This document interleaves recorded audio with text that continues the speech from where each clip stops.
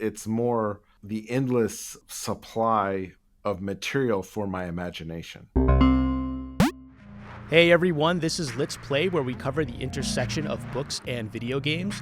Today we welcome Tonda Ros, the director of the acclaimed puzzle adventure game Blueprints. Tonda, thank you so much for doing this. I've been like a little bit obsessed with Blueprints over the last month, I have to admit. I think I'm on day like 126. I don't know if what that says about my puzzle solving skills, but No, it's no, definitely no, been a blast. no judgment, no judgment. The game's kind of designed for people to take their time. So Yeah, and so also like congratulations too. I think like the game's getting like such great reviews and press. So what's kind of like that been like? Was that a surprise or were you? I don't think I was expecting it. I knew that there'd be certain people that I sort of created the game for, and that they would love it, but I didn't really know if you look at the game as kind of like a Venn diagram of probably like three or four different elements. I knew that the people at the center, where at least two or three of those elements overlap, I knew that they would really love it, but I didn't know how much on the fringes of those people would love it. So the popularity's definitely surprised me, and it's cool seeing people that aren't necessarily super familiar with the core components of these overlaps still get into it and kind of find joy in maybe going a little outside their comfort zone and experiencing something they haven't really experienced before.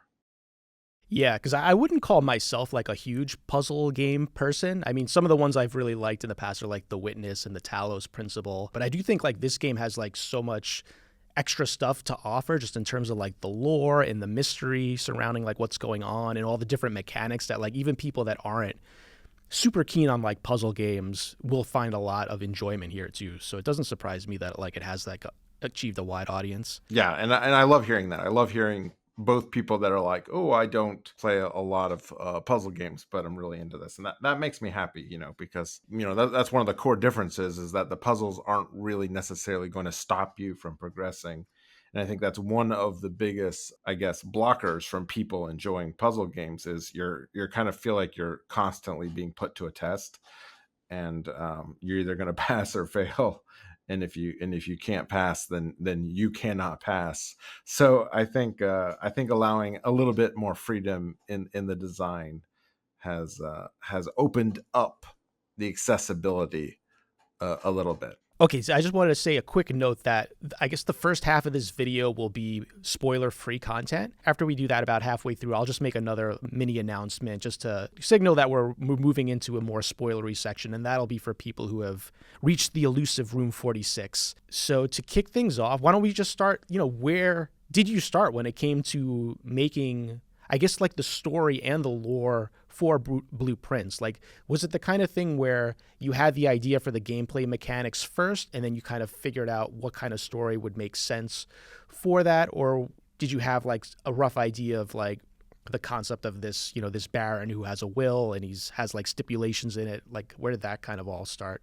So it started as a sort of design for a board game, and the word that sparked this concept was the word drafting, um, in both senses of the theme being architectural sort of drafting, blueprints, and structural creation, and then drafting from the strategy card game, which means, you know, or sports, which means, to select something from a presented array of options.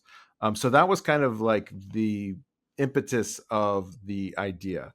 And the story about inheriting a house came within a day of that idea. You're going to inherit a house from a relative, and you will kind of draft this house as you explore it. So that aspect of the story came right away. And in fact, the introduction was written before any gameplay elements were designed at all. So that was like laying the foundation. The second start happened a year and a half later, and that came from the title, Blueprints. And all the rest of the story ties into the two aspects of that title. One of the things I find really cool about the game is there are like a really large cast of characters, and most of them I would say communicate through the written word. A lot of letters and like newspaper clippings and things like that.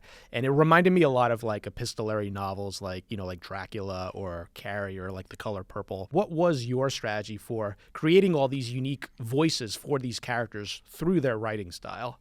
Yeah, it's cool because like I don't think I had kind of connected scraps and written works in terms of a cohesive whole, in terms of telling a story, but it kind of came natural in the way you build the world. So while I didn't actually like look at any sort of novels or anything that used a similar structure, I did look at a lot of letters, specifically, from sort of Victorian era, 19th century things, from diary entries, letters.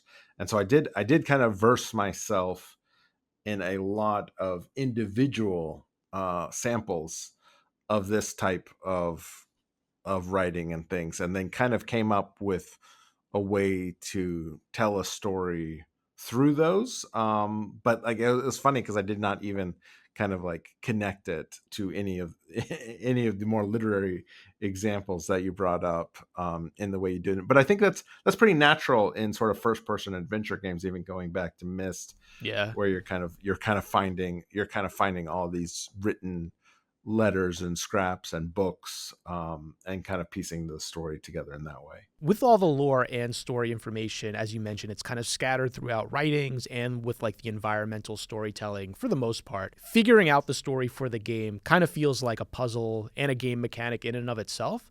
Mhm. So, like, what about that type of storytelling do you really like, and why did you think that was like the perfect fit for Blueprints?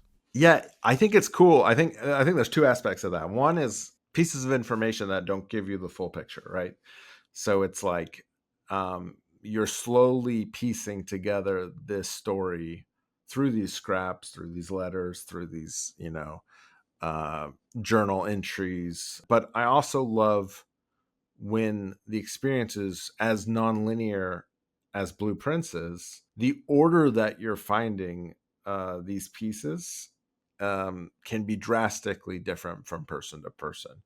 So I think that you don't necessarily have to purposely withhold information, because players' perspective as they find each piece will continually be shifting with each new, piece of information they have. So the story is a puzzle in that the player is slowly putting it together, but it's a different puzzle for every single person. And I think that the sheer amount of material that's in the game kind of lends itself to give the player enough pieces to create a fully unique history. I find that at least engaging. Kind of accesses the same sort of puzzle solving parts of the brain. It's kind of like a true mystery, not just a narrative mystery, but an Yeah. actual mystery. Like I felt like a lot of the like epiphanies I had playing the game, the bigger ones were the ones that were like story related, where I was like, oh, that person's actually related to this person or whatever it is. Yeah, and I think a lot of the game, and I think as you get further into the game, it becomes more and more focused on that aspect of discovery. That means that each thing you find can be really exciting. That's great. I think that's even more exciting, as you said, than finding this like an extra resource that will help in your strategic pursuits. But it's kind of cool to find a tidbit that can recontextualize some of the other things that you've discovered. So I know the puzzle adventure book Maze by Christopher Manson was very important to you and to the development of this game. When did you first discover that book, and why do you think it was so influential for you? Gotcha. Okay, this is so Maze is my absolute favorite work of art. I discovered it around age probably 8 or 9. I was in a Target store, and it was just on the sort of like illustrated children's book end cap, and I have a copy here so that to give a illustrated image. So it was kind of like this kind of like mysterious open door that was kind of inviting, and it was certainly a lot less childish in presentation than the accompanying titles on either side, where you might have like, a hungry caterpillar or, some other stuff. So I think that I was kind of intrigued by it enough to pick it off the shelf. And I think my mother kind of saw I had taken an interest in it, and so she left me there while she continued shopping. Um, and I kind of just explored this book, which I had kind of already been familiar with, like choose your own adventure books at that age, and had a fondness for them. So I was kind of immediately understood the structure, which is every page of the book is a room. And in fact, in the beginning of the book, it says, this is not a book, this is a building in the form of a book. And so every page is a room on the right side, and on the left side is actual text with, a narrative descriptor of the room as told by a narrator. And then in the room are doors, and above each door is a number. And so if you wanted to explore a passage, you would turn to that page.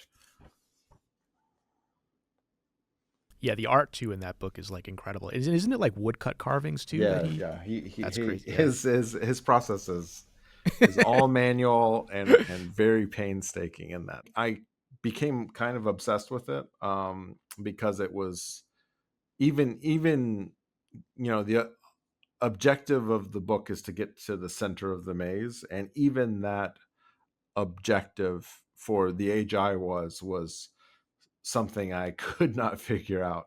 And I think it took me several years to figure out sort of the path to get there. But that kind of gave me sort of endless enjoyment, sort of mapping it out and just exploring. Like I don't think I could even crack the first level of anything cryptic. But to me, this is surprising. As much as I love the book, it really doesn't have anything to do with the cryptic nature of it, but it's more of the endless supply of material for my imagination.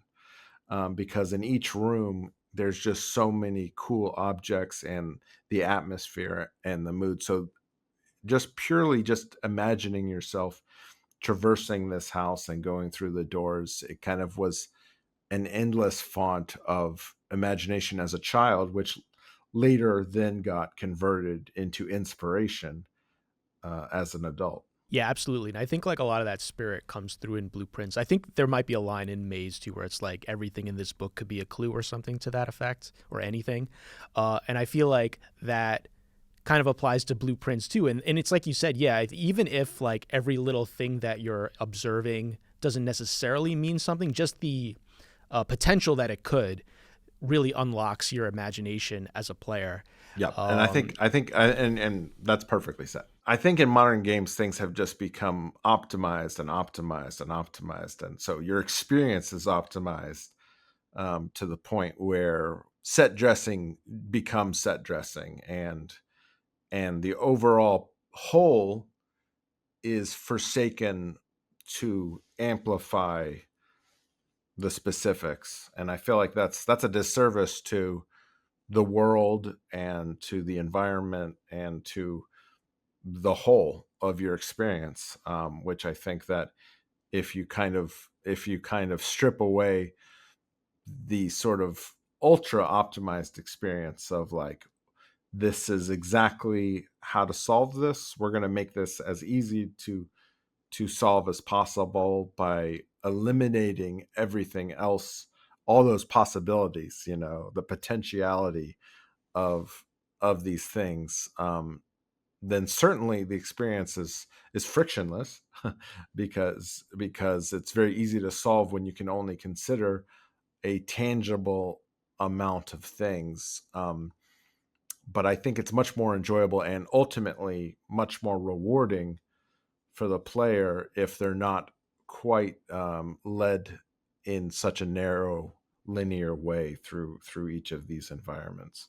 And so I think that's really important to me, is to make sure, at least as you progress and you sort of learn the language of the game, you'll kind of consider almost everything in the world a potential. So you talked a little bit about Christopher Manson and his influence. I know that he did collaborate with you on a small piece of blueprints. So I'm super curious, like, what was that like for you, getting to kind of work with him and maybe pick his brain a little bit? Did you learn anything interesting about maybe his process for like puzzle design and writing? The whole thing was kind of a surreal experience, because I had kind of lived for so long in his work, and we talked a lot about Maze, but it's funny because Maze is perhaps my second favorite of his books. So my The Practical Alchemist, which is his follow-up to Maze, is something that I had sort of found a lot later than Maze. It was when I was like, I'll explore his other work.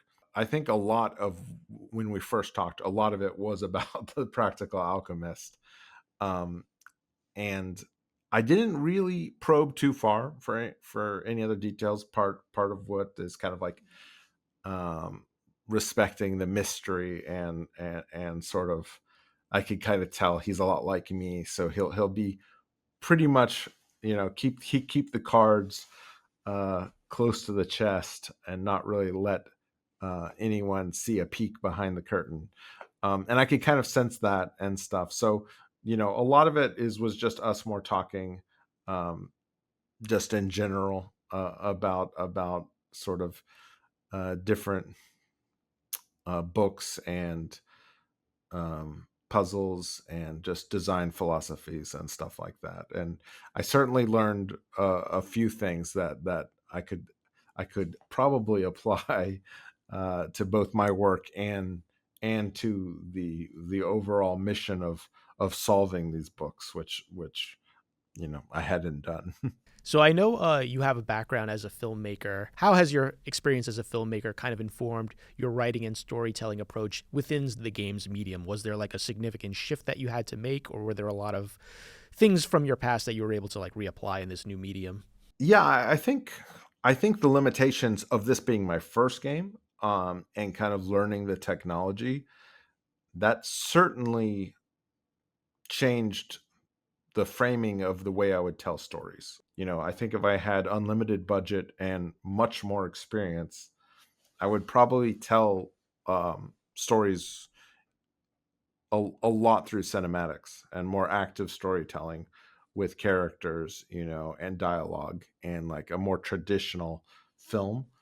I think that my limitations in exploring this medium from the beginning lent me to be like, okay, I'll do a first person game because I don't have to figure out character animation. And likewise, telling the story in a much more passive and active way by finding these sort of, you know, uh, scraps and papers of text, certainly changed the context, and definitely meant the piece leaned a lot more toward my literary side as opposed to my filmmaking side. So um, I think that it was completely different, and I think that it was a product of my amateur standing as a game developer. But you mentioned there are some cinematics in the game, and I feel like your filmmaking chops really do shine through there. Particularly, I think like the fortune teller sequences. I just, like fortune tellers in games, they give you little clues. It's not like a completely new thing, but I feel like the way that you approach it here, there's so much gravitas and ambience and like sometimes like an overwhelming sense of dread put through like the presentation of those, that it's just, those were like some of my favorite parts of the game. I was always excited when Yeah, that no, one and, popped and up. that is a perfect example of my filmmaking. I feel like, as done there. So that was a cool one. I wanted to try to get as much, cinematics as I could produce into the game, but without necessarily this ballooning into something that would take forever, which it ended up taking forever regardless. But I think my ambition always, it grew very, very gradually. So more things were added, but always in a linear fashion. So I always felt like I was a year away from finishing the game. So I never really felt like it was overly ambitious, of course, until you look behind you and get a sense of how far you've come, and then you're like, okay, I probably went overboard here. Yeah, but I do think like that's definitely a strength of the game where it's almost like like I've said, I played it for many hours, and I have no idea like how far down I've gone or how much there is to go or how much more there is to discover, and I just love that sense of like not knowing as well, like really not knowing where the barriers of the game are in terms of the content. Like I love that. Like I hate when I read a review and it's like, oh, this game takes like whatever 35 hours to complete and whatever like 40 hours to 100%. Like I don't like any of that information. I like to be like completely in the dark in Same, terms of like same. how much is there.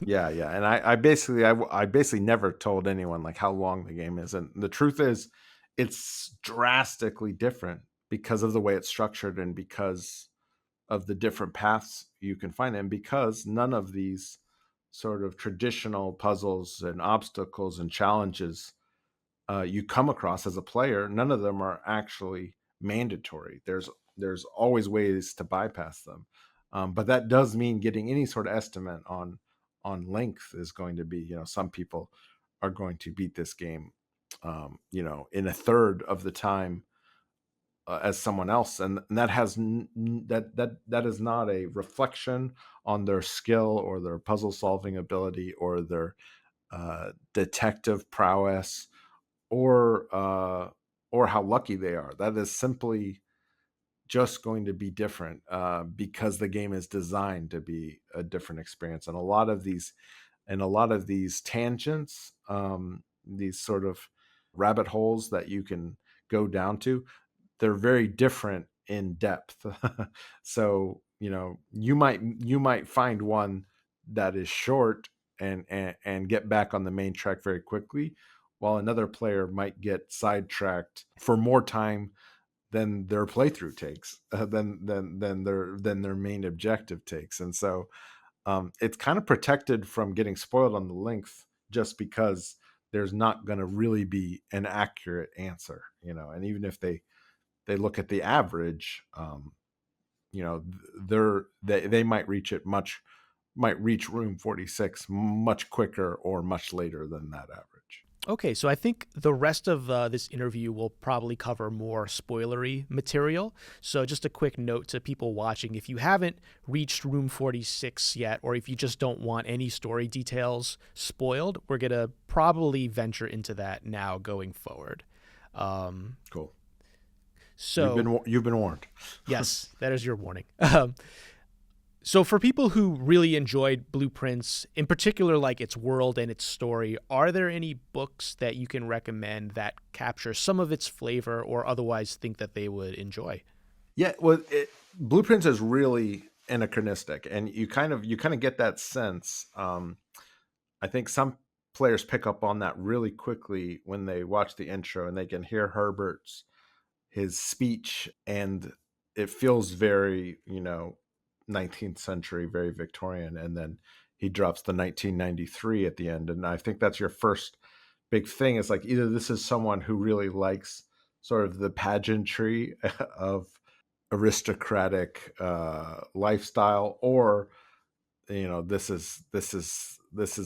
first sign of an anachronistic clash. And I think that then you find computers on the estate. So I think that it is a mix of a lot of elements to create the world, and it helps that eventually players might find out that it is an original world. It is the world of Finn Ares, where the game takes place, and I think that this allowed me to use my favorite type of writing, which is 19th century mid Victorian writing. So a lot of the books that I love are from that time period, and I love the style of writing. I'll always read if it's written in a different language, like Dostoevsky or Dumas, then I'm always going to read the original, the earliest translation I can. I obviously I might lose some accuracy there, but I love the sentence structures and the the word choices, the archaic vocabulary that, is kind of a puzzle in itself when you have to figure it out from context. But I think that's cool because I think that obviously helps your own vocabulary, and I love being surprised by sentence structure and word choices, and that never happens as much as when I'm reading 19th century books. So I think, The Woman in White by Wilkie Collins, all of Dostoevsky's work, The Idiot. There's a book called In the Greenwood Shade. It's okay. I know the subtitle of the book, which is a Dutch painting of a rural school, or a rural painting of a Dutch school. That's another one I had read uh, prior to starting the game. Funny enough, like obviously both game development took so much time. I'm really looking forward to finally wrapping up on the game so I can get back into reading. It's part of it's taking all my time, and then part that when I'm in the middle of a creative process, I kind of sequester myself from other sources.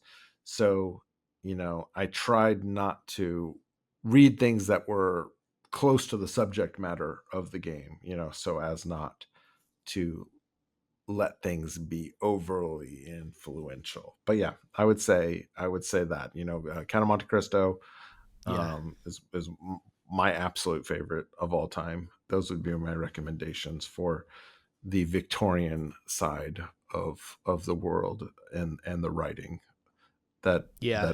I try to employ, and that's part of the advantage of being an original world, is that it can kind of be a mix, and it can kind of be what I would describe as like loose 19th century writing, which it has some of the vibes, but I don't need to be like overly concerned with the sort of structural syntax of authenticity. Yeah, no, there's some great recommendations. And yeah, I definitely agree with with that period being particular about what translation that you pick up for that particular book. You mentioned Count of Monte Cristo. That was one I read not too long ago, or like reread, and I remember like really going through like 10 different samples of different translations just to kind of like it's almost like wild to me like how different the So story comes different. It's across based on crazy different. Yeah, I mean, yeah, for it's me, really for me, interesting. it came down to, like, in the opening of that book, it's like, are you courageous enough to refer to this water vessel as a skiff? Yeah. And like, if you're calling it a boat, I'm like, I'm looking for skiff, and so that was kind of like my starting metric. But yeah, I ended up reading. It's an anonymous translator from the Chapman and Hall, which I think is the earliest one. But I think that there are some things that were censored, and things like there's going to be trade offs no matter what. And of course, the biggest trade off is if you're reading something in another language, you're always going to be missing some of that context. So, pick the one that you enjoy reading the most, I think, and you can usually figure that out, from reading a few samples, which is always fun to do, because Yeah, like you yeah, I said, like doing that. academically it's fun to see the differences of takes. And I think translation is an amazing art. Yeah. So you did talk a little bit about kind of like the idea that the world where Blueprints takes place, it is like a made up world, even though like it's not really revealed to the player right away. It's something that you kind of have to figure out on your own. And you really go pretty deep with the world building. Like you mentioned, you have like its own geography, there's these different regions, there's history books, you even have your own language. So did you know you wanted to go that deep with the world building right away? And, what kind of tools or methods did you use to sort of like map everything out in your brain and kind of keep track of everything? I think that the actual depth is probably a product of how long the game actually took. But no matter what I'm working on, I'm always going to it's always going to be probably 4 times wider than what is on screen. I think that how wide it is a product of how wide the game is. And so then the world beyond what is shown and talked about in the game is just 4 times larger. But at the start of any project I do, any project, I try to think about as much of this stuff as possible before putting, pen to paper.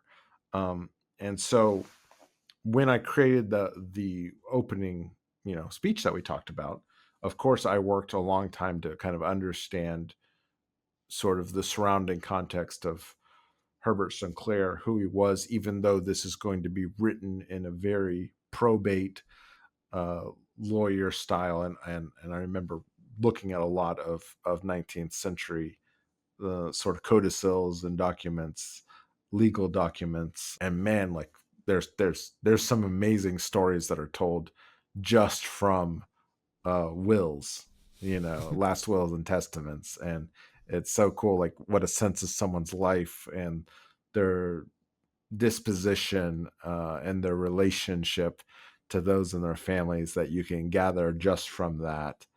And so that was kind of all research that was done in early stages. But most of it was, like you said, most of it was world building, and that's just fun to me, and that's something that I feel like I've done, throughout all my life, even as a child, and exploring imagination and getting a sense from the world. And I find the more you work on that, and the more and it can just be thinking about the world, even just passively.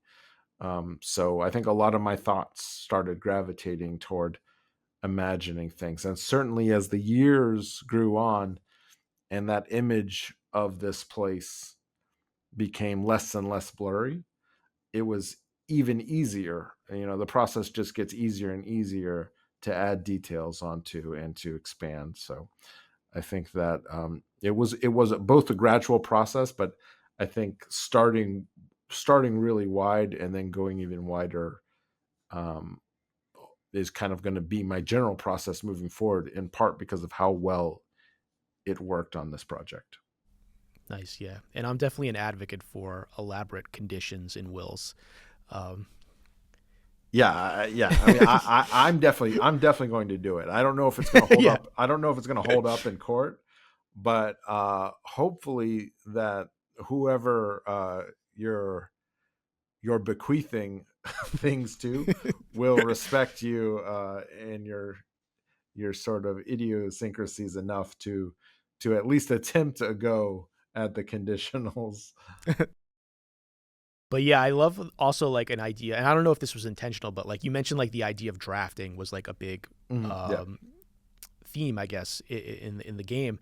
And we get like you get wills, you get letters, you get books, but you also get the drafts, right? Like you get like early renditions of things. Maybe you find a letter, like I think like the Baron in particular, like we have his will, but you also have letters where maybe he's telling you a little bit about his thought process behind like why he did the things that he did. And I love that you get like that layer of the creative process, or just like whatever presentations that we're getting in the game, you're getting like kind of like different layers underneath of like how we got there or what was the thought process Yeah, there. and I think that that is where sort of my using a word as a sort of sparking access really comes into play, because I usually say, the two aspects of drafting that informed the basis for the game, but really it's the other meanings of draft that come into play as you go deeper, because it is about the unfinished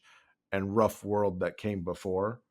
And there are several rough drafts in the game, and so it's kind of like the game kind of ends in a way by revisiting the beginning, which I think is cool in a cyclical way, and also to kind of just I love that the whole game gets to center around the word draft in that sense, and all the many aspects of it.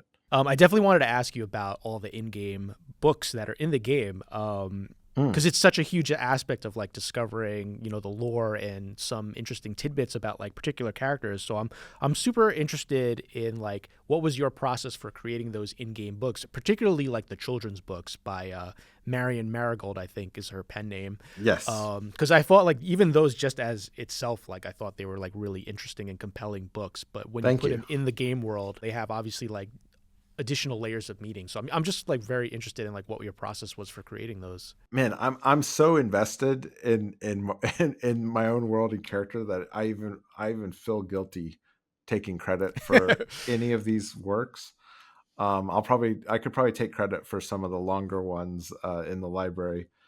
But I think I'm going to leave Marion Marigold, and fitting that it's a pseudonym, but I think those will always be her books. But they mirror my own style, and I think part of that is I do love poetry, and I like simple sort of I wouldn't say childish poetry, but I love actual rhyme schemes and rhyming and things which tend to work very well in children's literature, especially illustrated children's literature. So I think I had always, wanted to work in that medium someday. That just came about as a side bonus when the story started coming together, because I think that the the idea of a children's book author disappearing is really an interesting concept. Like that's even more interesting premise for a story than the setup leaving of a will, finding a 46th room in a 45 room house, which that is a compelling charge. But I think that the intrigue that comes from the story surrounding Marion Marigold is, to me, even more compelling. And so I think that I really gravitated toward focusing on her in the story, even more so than Herbert. They probably share the same amount of mental screen time, not literal screen time, but Mhm. in the same amount of real estate in the story. But I'm really drawn to her side of that.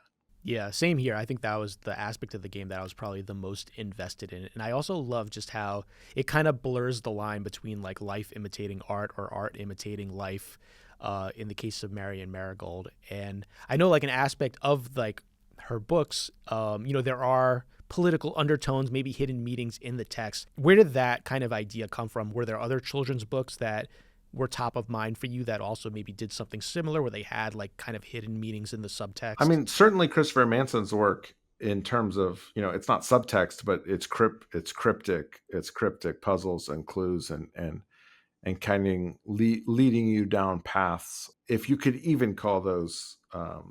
I certainly would not call those children's books. I think anything that has things that go below surface level, and this doesn't necessarily mean that the book is an analogy for something, but something cooler that when you look closely, not necessarily with a magnifying glass, but there's enough, I think, like we said before, that there's enough material in the work that the potential lies for your imagination to take over. And I feel like that applies not only to illustrations in books, and certainly in the children's books. I would like there would be at least another element, and I think that you really shouldn't underestimate that. I think that there's probably a lot of work that has surface level things, but I think that even when you're reading poetry and things, it's always the inexplicable which draws us in more,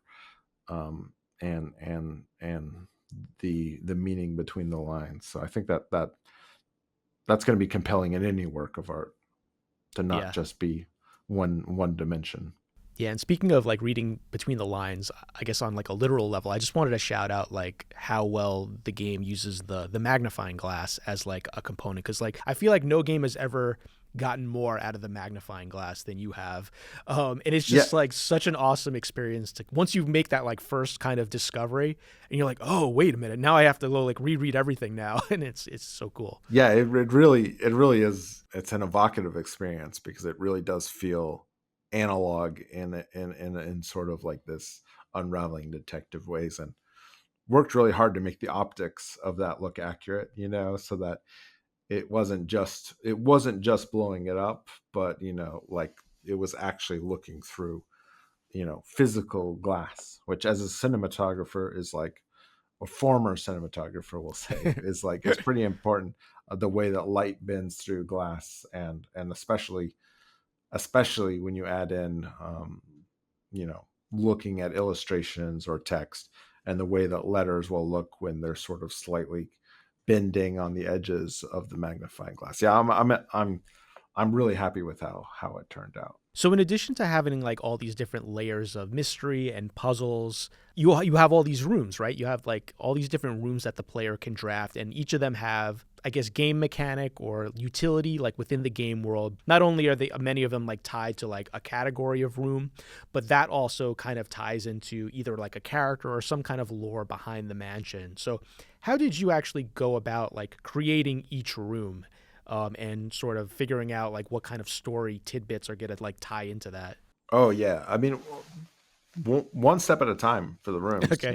I think I worked with my art director for a 2 year period of time, just creating rooms and the furniture for the rooms. And of course, if you were trying to optimize, you would try to reuse furniture throughout all this. But I'm obsessed with not reusing things. That obviously doesn't mean that we don't, but it means that there's so many bespoke things created for each individual space that gives it a unique character. And like, I think that was the biggest difference from when I first began. I created a prototype just using all stock assets, which we then later completely replaced.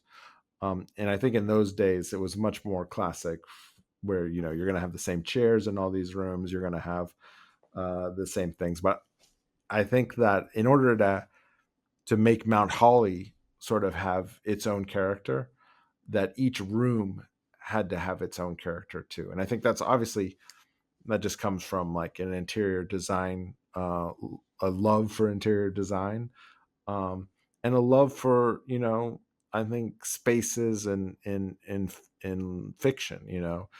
That when things are well described, or in cinema, when you see a space well lit, then it becomes a character unto itself. And certainly when you look at Christopher Manson's work, and you can turn to any random thing, and you just get such a sense of the space, and such a sense of the character. So I thought it was going to take 6 months to create all the rooms. Based on, it took me, probably a month to create the sort of stock, like copy paste rooms that made up the prototype.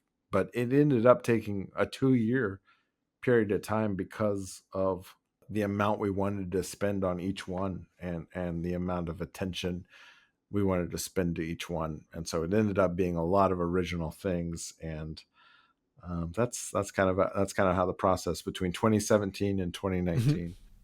Yeah, no, you can definitely feel that. I think even like the sound design, right, is distinct for each room. Like the room tone and like the footsteps and like maybe the crackling of the fire, I feel like is very distinct for each room. And it really adds to that kind of like magical element of the manor, right, where you're just kind of like conjuring up these rooms out of thin air and rearranging them.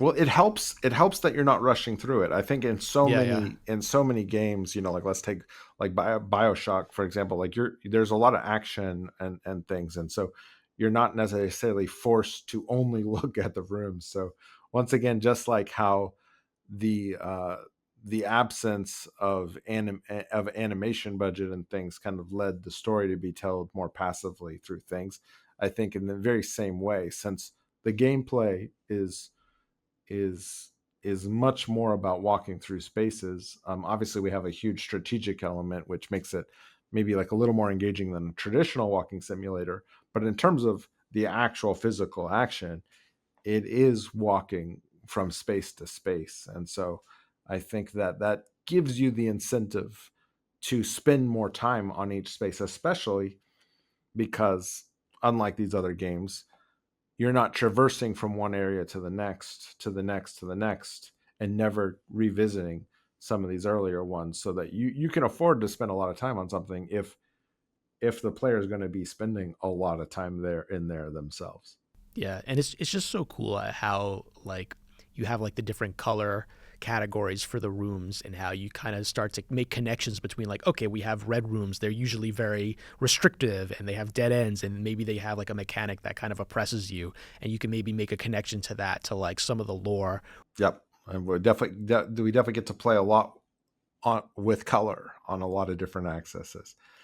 One being some of the play on blueprints, similar. I feel like the word drafting and blueprints kind of became the two anchors, that then all ideas sprouted forth from those two anchors. Did you have a favorite room that you made? I haven't been asked that a whole lot, but I think I'm going to be, and I think I'm going to avoid answering it just because, or maybe I'll just answer it differently every time. Oh, that's actually a better strategy. Okay, so for you, I'll say my favorite room is the spare room.